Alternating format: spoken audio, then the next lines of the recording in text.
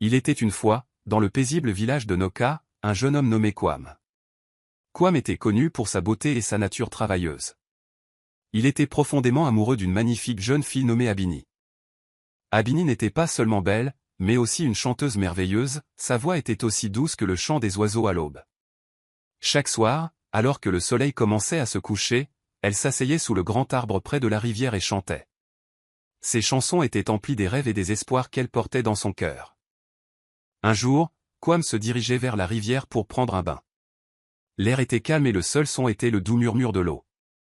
En s'approchant, il entendit une voix magnifique chanter. Elle était si enchanteresse qu'il s'arrêta net. Curieux, Kwam suivit la voix jusqu'à ce qu'il vit Abini assise sous le grand arbre. Les derniers rayons du soleil couchant lui donnaient l'apparence d'un ange. Ses yeux étaient fermés pendant qu'elle chantait, perdue dans son propre monde de musique. Kwam fut subjugué par sa beauté et la magie de sa voix. Il resta là, caché par les arbres, craignant de bouger ou de faire le moindre bruit. Il ne voulait pas la déranger, il voulait simplement écouter.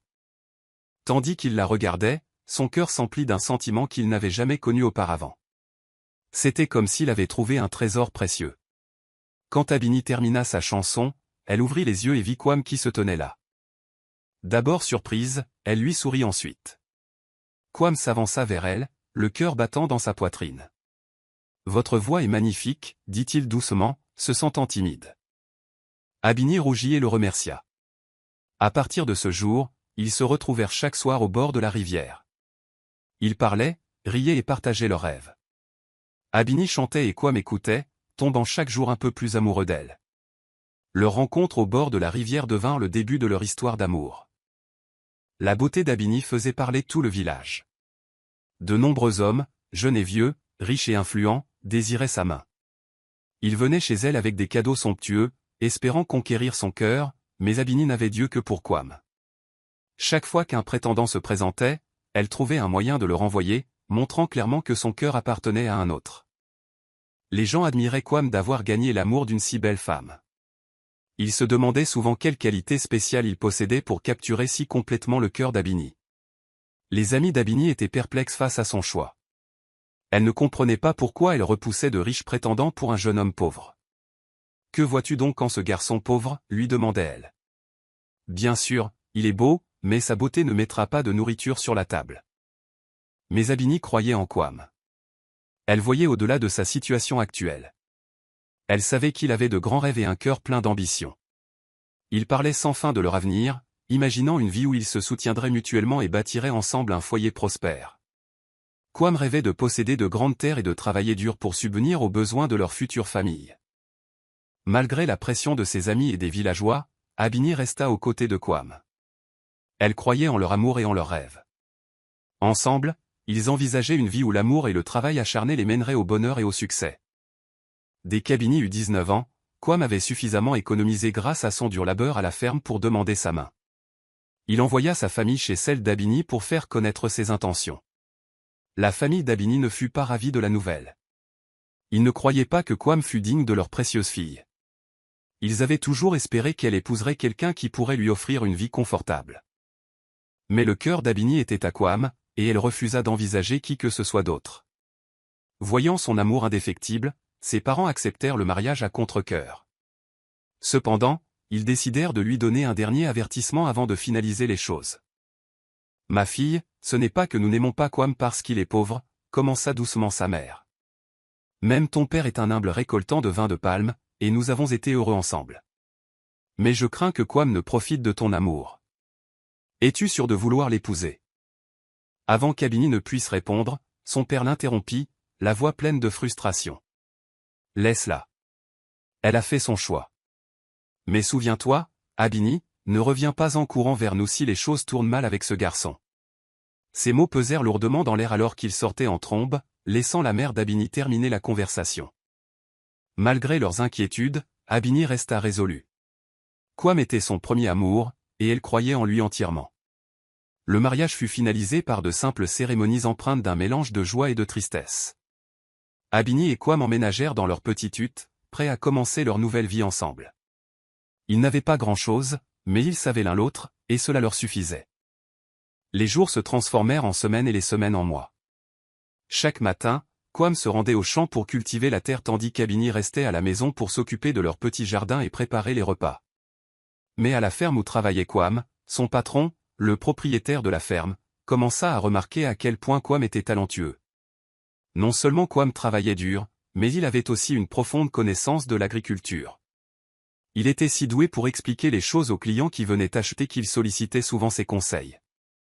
Cela effraya le patron. Il craignait que Kwam ne crée un jour sa propre ferme et ne prenne ses affaires. D'abord, le patron empêcha Kwam de parler aux clients. Puis, dans un retournement cruel, il dit à Kwam qu'il devait licencier des ouvriers car les affaires n'allaient pas bien. Kwam perdit son emploi ce jour-là. Quand il rentra chez lui, il fit semblant que tout allait bien. Chaque matin, il agissait comme s'il partait au travail, emportant son déjeuner, pour ne revenir à la maison qu'afin d'y cacher sa douleur. Un jour, au marché, Abini rencontra la femme d'un des anciens collègues de Kwam. Abini achetait une belle robe dans l'espoir de se remonter le moral. La femme regarda Abini et dit, « Vous êtes une épouse insouciante, à acheter des robes chères pendant que votre mari est sans emploi. » Abini fut choquée et confuse. Elle rentra chez elle en colère et confronta Kwam. Les larmes aux yeux, Kwam avoua. « J'avais peur de te le dire, dit-il. En tant qu'homme, je voulais subvenir à tes besoins. » Le cœur d'Abini se serra pour son mari. Ensemble, ils décidèrent d'utiliser leur petite cour. Ils commencèrent à planter des ignames. Ils travaillèrent sans relâche, espérant que leurs efforts porteraient leurs fruits. Mais sans revenus stables, la pauvreté s'installa peu à peu dans leur vie. Ils luttaient simplement pour survivre. Certains soirs, ils s'asseyaient près du feu, se regardant, leurs rêves semblant si lointains. Abini cueillait quelques légumes de leur jardin et les vendait au village pendant que Kwam s'occupait des ignames. Quand les ignames finirent par pousser, elles étaient plus grosses et plus fraîches que toutes les autres. Ils les récoltèrent et les emmenèrent au marché. Pendant un temps, leur vie sembla s'améliorer, mais leur petit jardin ne pouvait pas les faire vivre longtemps, et ils continuèrent à lutter. Kwam rentrait du marché épuisé et se dirigeait directement vers le jardin pour travailler. Le labeur pénible et la maigre récompense le rendirent amer et coléreux. Parfois, il déversait sa frustration sur Abini, se plaignant de leur vie difficile. Abini, toujours patiente et aimante, tentait d'apaiser sa douleur. Elle faisait bouillir de l'eau sur le feu et lui lavait les pieds fatigués, en lui chantant doucement des chansons. Alors que sa douce voix emplissait la pièce, Kwam sentait sa colère s'évanouir. Il s'endormait, réconforté par son amour, comme un bébé dans les bras de sa mère. Leur journée était remplie de travail acharné et de lutte, mais dans ces moments de quiétude, ils trouvaient une connexion profonde qui les aidait à continuer. Un jour funeste, un riche marchand nommé Kofi arriva à Noka. Kofi était connu de loin pour son immense richesse. Il avait fait fortune dans le commerce de l'huile de palme, des ignames et d'autres marchandises de valeur. Il était beaucoup plus âgé, avec une présence imposante qui exigeait le respect. Son arrivée provoqua une grande agitation dans le village, car il visitait rarement de si petits endroits reculés.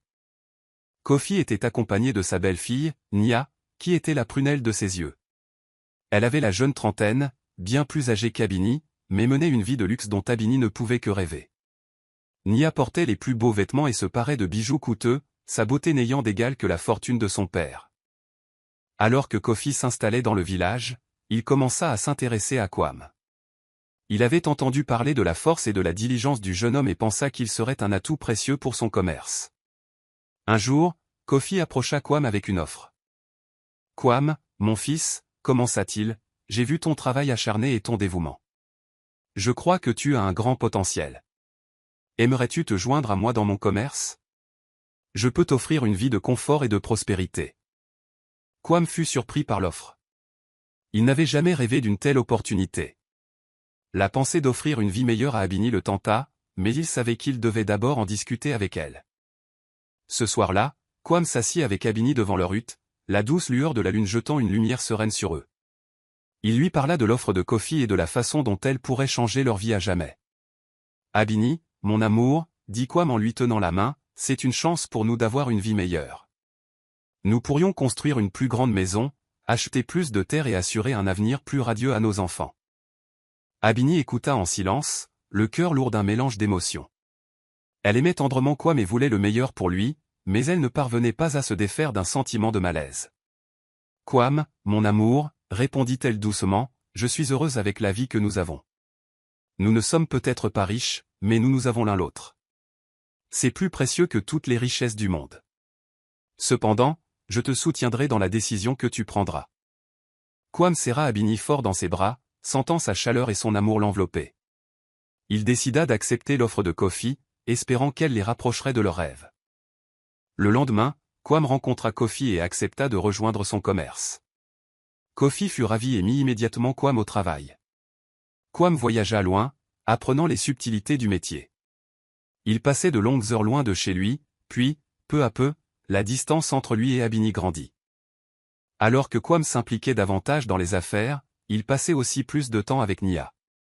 Elle était charmante, sophistiquée et mondaine, des qualités que Quam trouvait de plus en plus séduisantes. Nia, à son tour, fut attirée par la force et la beauté de Quam. Un soir, après une expédition commerciale réussie, Kofi organisa un grand festin dans son manoir. Tout le village fut invité, y compris Abini. En entrant dans la salle somptueusement décorée, Abini se sentit déplacée parmi les invités fortunés. Elle regarda Quam rire et se mêler à eux, un côté de lui qu'elle n'avait jamais vu auparavant. Tout au long de la soirée, Abini remarqua comment Nia restait proche de Quam, leurs interactions remplies de rires et de chuchotements. Son cœur se serra en voyant le lien grandissant entre eux. Quand elle trouva enfin un moment seul avec Quam, elle exprima ses inquiétudes. « Quam, mon amour, commença-t-elle, la voix tremblante, j'ai l'impression de te perdre. Tu passes tant de temps avec Kofi et Nia. La vie simple que nous avions ensemble me manque. » Quam, légèrement enivré par les festivités de la nuit, balaya ses soucis. « Abini, tu t'inquiètes trop. Tout cela est pour notre avenir. Fais-moi confiance, tout ira bien. » Mais tout n'allait pas bien. Les jours se transformèrent en semaines, et les visites de Quam à la maison devinrent moins fréquentes. Il était consumé par l'attrait de la richesse et l'attention de Nia. Abini se sentait de plus en plus isolé et seul. Un jour funeste, Quam rentra à la maison avec une nouvelle qui brisa le monde d'Abini. Il avoua qu'il était tombé amoureux de Nia et voulait être avec elle. Kofi lui avait même offert un partenariat dans l'entreprise et une vie de luxe s'il épousait Nia. Abini, dit-il, incapable de croiser son regard rempli de larmes, je n'ai jamais voulu te faire de mal, mais c'est une opportunité unique dans une vie. Je dois penser à mon avenir. Le cœur d'Abini se brisa en 1000 morceaux. L'homme qu'elle aimait, l'homme qu'elle avait soutenu et épaulé, l'a quitté pour une autre femme. Elle ne pouvait pas croire les mots qu'elle entendait. S'il te plaît, supplia-t-elle, les larmes coulant sur son visage, ne fais pas ça. Nous nous sommes promis d'être ensemble pour le meilleur et pour le pire. Ne jette pas ce que nous avons pour une vie de richesse. Mais Quam avait pris sa décision. Il fit ses bagages et quitta la petite hutte qu'ils avaient autrefois appelée leur foyer. Abini le regarda s'éloigner, le cœur lourd de chagrin. Les jours se transformèrent en mois, et Abini lutta pour avancer après le départ de Quam. Elle pleurait jour et nuit, ressentant un vide profond dans son cœur. Elle s'occupait des petites cultures qu'ils avaient, mais 6 mois plus tard, elle n'eut plus de nourriture et réalisa que Quam ne reviendrait pas désespérée et affamée, elle se souvint des paroles de ses parents. Ravalant sa fierté, elle décida de rentrer chez elle. Quand elle arriva à la maison de son père, celui-ci ne se montra pas très indulgent. Il était content de la voir, mais aussi déçu. Sa mère, cependant, l'accueillit à bras ouverts. Pourtant, la vie au village était dure. Les villageois se moquaient d'elle parce qu'elle était revenue d'un mariage après seulement 1 an et parce qu'elle avait rejeté des prétendants qui auraient pu lui offrir une vie meilleure. Abini se sentait seule et le cœur brisé. Son seul réconfort était son chant. Elle retournait à son endroit favori au bord de la rivière et chantait des chansons tristes sur son cœur brisé. Un jour, alors qu'elle chantait, la princesse du royaume passa avec ses suivantes. La princesse fut captivée par la belle voix d'Abini. « Qui est-ce qui chante ainsi » demanda la princesse. « C'est une fille du village nommée Abini » répondit l'une de ses suivantes. La princesse, émue par la voix d'Abini, décida de l'inviter à chanter lors d'une grande célébration au palais. Elle envoya ses suivantes chercher Abini. Quand Abini reçut l'invitation, elle fut folle de joie. Elle courut à la maison pour annoncer la bonne nouvelle à sa mère. Le jour de la célébration, Abini revêtit sa plus belle tenue. Nerveuse, elle entra dans le grand palais, le cœur battant d'excitation et de peur. Alors qu'elle commençait à chanter, la salle devint silencieuse. Sa voix était comme une mélodie venue du ciel, touchant le cœur de toutes les personnes présentes. Les gens étaient émerveillés par son talent. Des hommes riches l'approchèrent, lui demandant si elle chanterait à leurs événements. Ils lui offrirent des paiements généreux, plus d'argent qu'elle n'en avait jamais vu. Abini fut choquée par la réaction. Elle n'avait jamais réalisé que son chant pouvait lui apporter autant. Le lendemain, en quittant le palais, on la renvoya chez elle avec de nombreux cadeaux. Les villageois qui s'étaient autrefois moqués d'elle la regardaient maintenant avec admiration et respect. La vie d'Abini commença à changer. Son talent lui apporta des opportunités dont elle n'avait jamais rêvé. Une année passa et les choses commencèrent à changer pour Kwame chez Nia. Kofi décéda, laissant toute sa fortune à Nia. Nia, qui n'avait jamais aimé les relations engagées, trouvait Kwame trop sérieux. Kwame parlait toujours de mariage comme le père de Nia le souhaitait, mais Nia voulait une vie pleine de plaisir, sans enfant ni mari. Elle flirtait souvent avec d'autres hommes et organisait de grandes fêtes dans son manoir. Kwame était maintenant traité comme moins qu'un homme. Elle n'avait aucun scrupule à faire venir d'autres jeunes hommes dans la maison et disait à Kwame de s'installer dans une autre chambre où il le voulait. Kwame fut choqué par ce mode de vie. Quand il s'en plaignit à Nia, elle lui dit de partir. Un jour, elle trouva un homme plus jeune qu'elle nomma à la tête de ses affaires et dit à Kwame de rester à la maison. Le nouveau venu devint le favori de Nia en tout et s'installa dans le manoir. Kwame songea à partir, mais sans travail et attiré par la vie luxueuse, il y resta. Cependant, il devenait fou, étant appelé pour servir Nia et son petit ami. Il devint leur serviteur jusqu'à ce qu'il n'en puisse plus. Il partit et retourna à son ancienne hutte, pour la trouver endommagée, les murs s'effondrant et envahis par les mauvaises herbes. La première nuit qu'il y passa, tout était poussiéreux et pourri. Il pouvait voir la lune à travers les trous du toit. Kwame pleura, anéanti, ne sachant comment il avait perdu la femme qu'il avait soignée et aimée si tendrement. Le lendemain matin, Kwame se rendit chez Abini pour s'excuser. Quand il arriva, Abini n'était pas là, mais ses parents le laissèrent s'asseoir dehors puisqu'il insistait pour attendre. Alors qu'il était assis là, il vit Abini se diriger vers la maison, plus belle que jamais, tenant la main d'un homme et riant. Elle était clairement enceinte. La bouche de Kwame s'assécha, et il glissa du perron en bois pour s'agenouiller sur le sol. Au moment où Abini l'atteignit, Kwame était en larmes, criant « Je suis désolé, Abini, je suis désolé », mais il savait qu'il était trop tard. Abini le regarda avec pitié mais ne dit rien. Kwame sortit de la cour de la maison d'Abini comme un zombie, sans émotion. Après sa première performance au palais, Abini commença à fréquenter des hommes riches. Elle rencontra Tano, un veuf avec une fille de 5 ans. Tano tomba amoureux d'Abini et l'épousa. Abini aima et traita la fille de Tano comme la sienne. Ensemble, ils eurent 2 autres fils et vécurent une vie heureuse et aisée. Pendant ce temps, Kwame tenta de reconstruire sa vie. Il travailla dans son jardin d'Ignamé, avec quelques économies, acheta un petit lopin de terre pour relancer son agriculture. Il avait appris une leçon douloureuse, le vrai bonheur et l'épanouissement viennent de l'amour authentique et du travail acharné, non d'un luxe éphémère et de promesses vides.